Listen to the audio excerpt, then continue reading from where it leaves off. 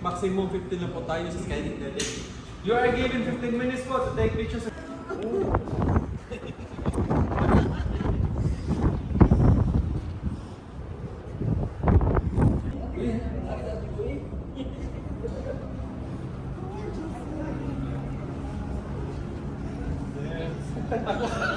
Hindi mo tapos mula. Ayaw ko po sa Hindi mo, hindi mo. Oh, parilin mo. Parilin ko. Hindi mo kita. Ito. Wait, is it safe to here? Are you sure?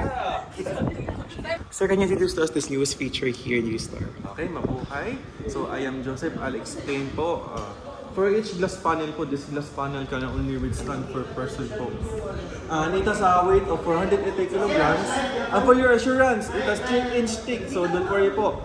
And the maximum capacity inside the Skydeck is 137 people, 7 cars, or 2 elephants. For your assurance, it can hold 10.7 tons or 10,000 kilograms, so don't worry po, safe po tayo dyan.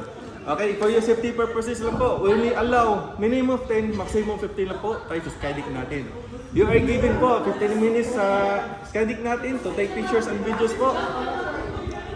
Thank you. Thank you so much, sir.